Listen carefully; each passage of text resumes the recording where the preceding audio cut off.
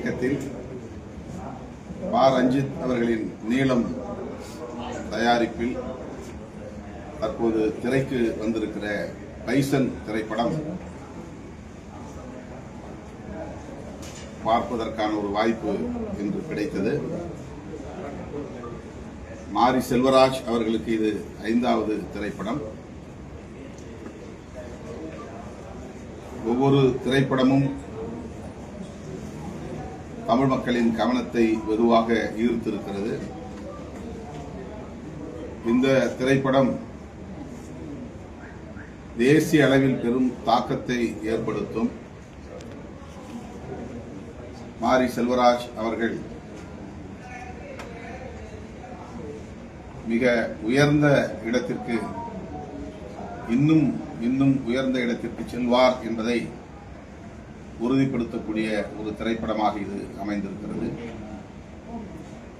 அந்த அளவுக்கு இந்த படத்தில் அவர் கையாண்டிருக்கிற உத்திகள், வசனங்கள், காட்சிகள்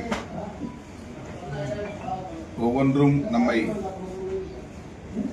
ஆக்கிரமிக்கிறது, ஆளுமை செய்கிறது. 1990களில் தென் மாவட்டங்களில், குறிப்பாக தூத்துக்குடி மாவட்டத்தில் நிலவிய சமூக சிக்கல்களை மையமாக கொண்டு வரலாற்று உண்மைகளை கருப்பொருளாக கொண்டு ஒரு கபடி விளையாட்டு வீரரின் வாழ்க்கையை படமாக்கியிருக்கிறார். மணத்தி கணேசன் என்கிற அந்த வீரர் தேசிய விருது பெற்றவர், இந்தியாவின் மிக உயரிய அர்ஜுனா விருதினை பெற்றவர், இன்னும் உயிரோடு இருக்கிறார்.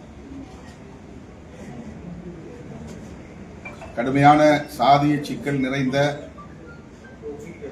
சமூக கட்டமைப்பில் தூத்துக்குடி மாவட்ட சூழலில் அவர் எத்தகைய நெருக்கடிகளை எல்லாம் எதிர்கொண்டு அவற்றையெல்லாம் மீறி அவர்